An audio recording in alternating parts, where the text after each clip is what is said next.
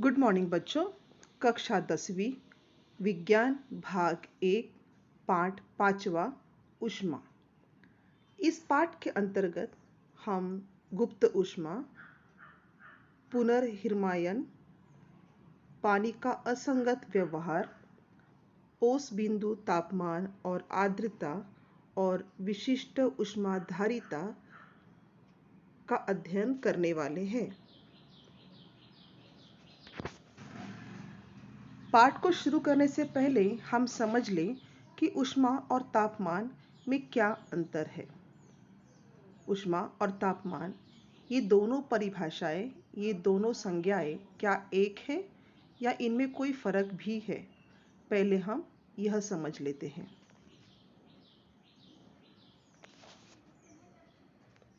ऊष्मा ऊर्जा का एक रूप है।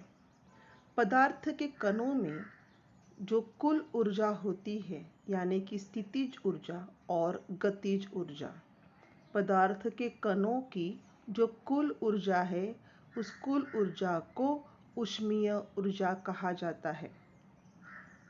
ऊर्जा की इकाई जूल, कैलोरी और अर्ग यह होती है। तापमान किसे कहते हैं? पदार्थ कितना गर्म अथवा ठंडा है, इसे व्यक्त करने वाली राशि को तापमान कहा जाता है। तापमान की इकाई डिग्री सेल्सियस, डिग्री फ़ारेनहाइट और केल्विन यह है। यानी कि ऊष्मा और तापमान, यह दोनों संज्ञाएं परस्पर में अंतर रखती हैं। इनके अर्थ अलग अलग हैं। ऊष्मा यानी कि पदार्थ के कणों में जो कुल ऊर्जा होती है, उसे ऊष्मीय ऊर्जा कहा जाता है।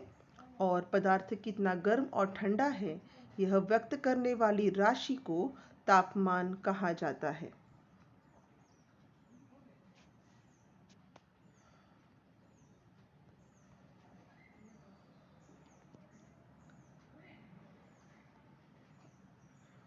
तीन प्रकार है, यह हमने कक्षा 7वीं में पढ़ा हुआ है। संचलन, संवहन और विकिरण।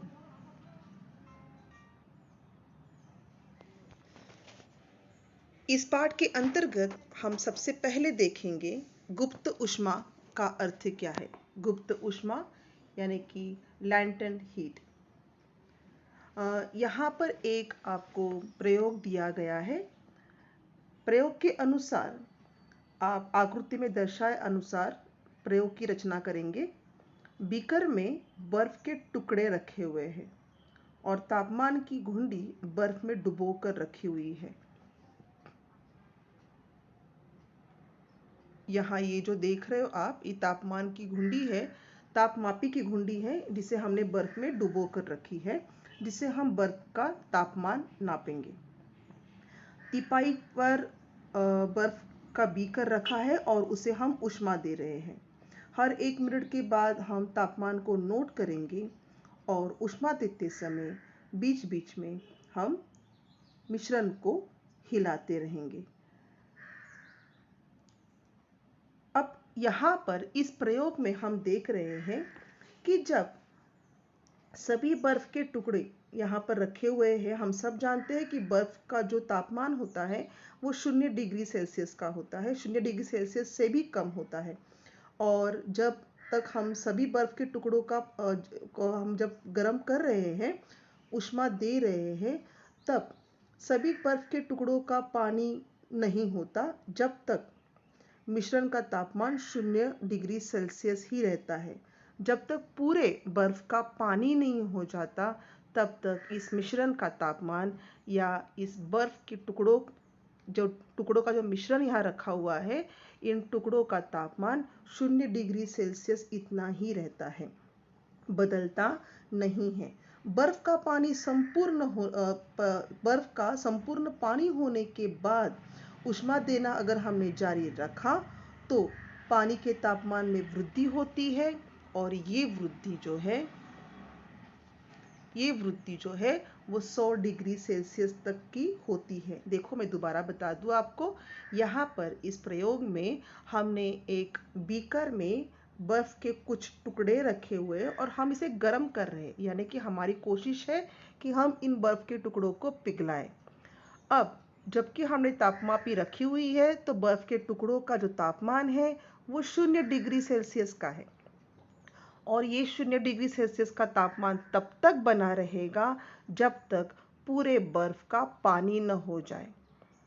और एक बार जैसे ही बर्फ का पूरा संपूर्णतः पानी में रूपांतरण हो गया, फिर उसके आगे से जाकर बर्फ का जो पानी है, जो मिश्रण है, उसका तापमान बढ़ना शुरू हो जाएगा और ये तापमान कहाँ तक बढ़ेगा? 100 डिग्री सेल्सियस तक बढ़ेगा। इस बात को ध्यान में रखें। इसे दर्शाने वाला एक ग्राफ, आलेख यहाँ पर आपको दिया गया है। ये देखिए, आप देख सकते हो आलेख में यहाँ पर आपको दिखाया गया है कि जैसे ही हमने बर्फ को गर्म करना शुरू कर दिया, बर्फ का तापमान 0 डिग्री सेल्सियस तक ही बना रहा और जिस समय यहाँ तक का जो तापमान यानी ए से लेके बी तक का तापमान जो है वो 0 डिग्री सेल्सियस है, यानी कि ठोस से द्रव में रूपांतरण होने की जो प्रक्रिया है वो 0 डिग्री सेल्सियस पे स्थिर है, तापमान स्थिर है। जैसे ही पूरे बर्फ का पानी में रूपांतरण हो गया, एक बार बीकर में सारा का सारा पानी जमा हो गया, बर्फ पिघल के पूर्णतः पानी में रूपांतरित हो गई, फिर उसके बाद धीरे धीरे उस पानी का तापमान बढ़ता जाता है और कहाँ तक पहुंच जाता है? ये तापमान पहुंचता है 100 डिग्री सेल्सियस तक। 0 डिग्री सेल्सियस से 100 डिग्री सेल्सियस तक तापमान बढ़ता जाता है। तो यहाँ पर आप देख सकते हो कि बर्फ से लेकर पानी तक का रूपांतरण होते समय तापमान स्थिर रहा और उसके बाद जब पूर्णतः पानी में रूपांतरण हो चुका है और उसके बाद भी यदि आप उसे गर्म करते रहोगे तो पानी का भाप में रूपांतरण होते हुए तापमान 100 डिग्री सेल्सियस तक स्थिर रहेगा, तापमान में कोई बदल नहीं होगा। इसे हम दोबारा विस्तार में जानते हैं। आप देख सकते हो यहाँ पर लिखा हुआ है,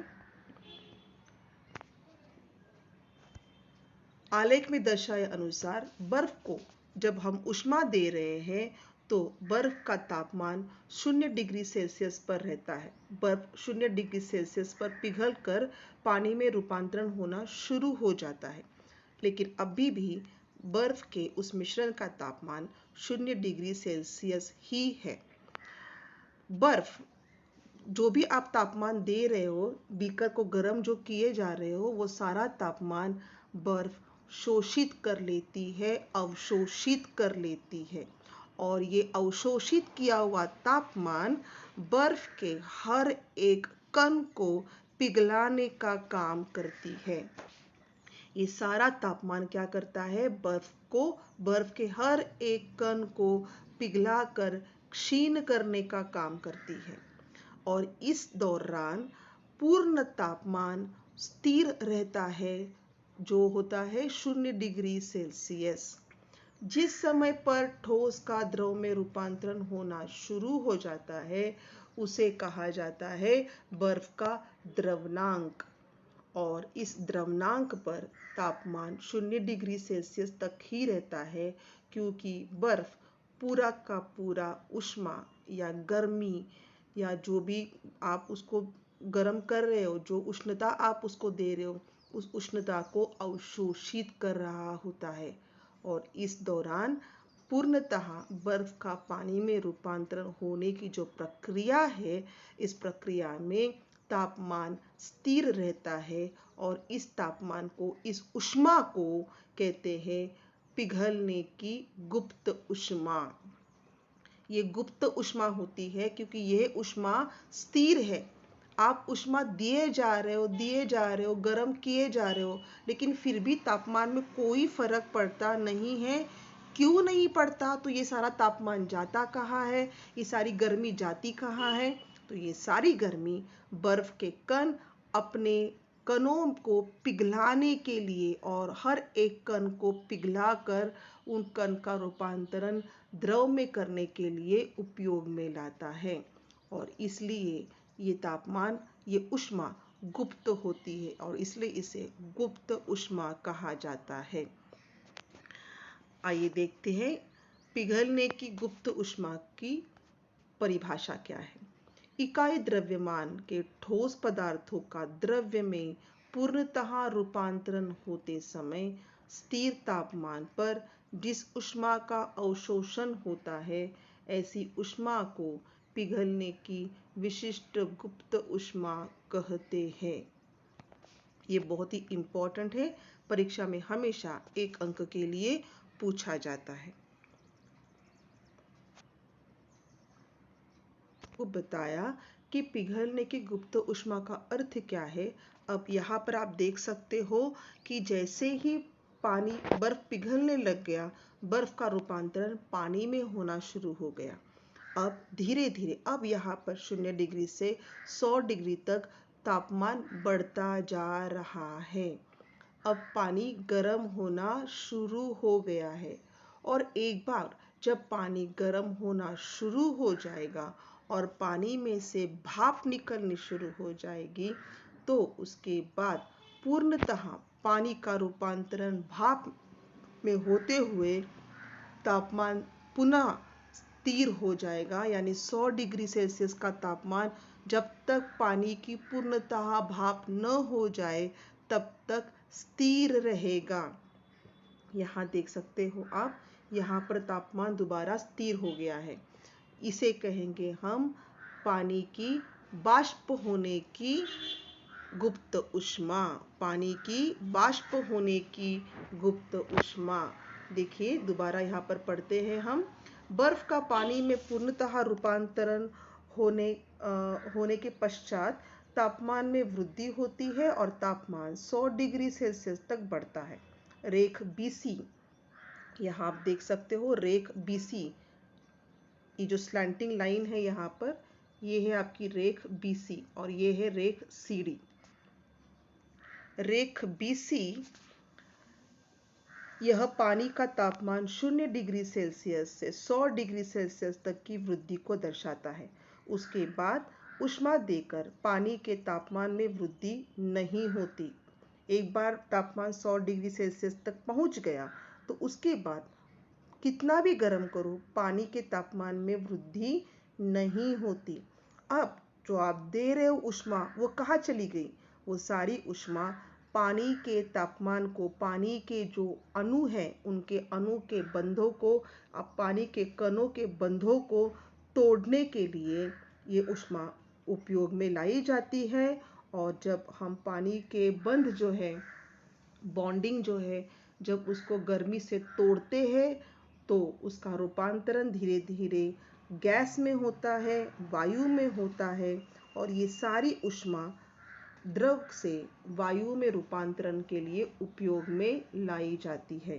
इस समय दोबारा तापमान जो है वो स्थिर रहता है और इसे कहा जाता है वाष्प की गुप्त ऊष्मा। हर पदार्थ की जो है पिघलने की गुप्त ऊष्मा और वाष्प की गुप्त ऊष्मा निश्चित होती है। यहाँ पर ये चार्ट दिया गया है, ये बहुत इम्पोर्टेंट चार्ट है, परीक्षा में इसके बारे में आपको पूछा जा सकता है। पानी का द्रव्यनांक, यानी कि पानी कौन से समय पर पिघलना शुरू हो जाता है, तो पानी का द्रव्यनांक है, यानी कि बर्फ का द्रव्यनांक है 0 डिग्री सेल्सियस और उसकी विशिष्ट गुप्त ऊर्जा कितनी है? पिघलने की विशिष्ट गुप्त ऊर्जा कितनी है? किलो जूल में 333 और कैलोरी ग्राम में 80, यह इसकी विशिष्ट गुप्त ऊर्जा है। और क्वथनांक क्या है?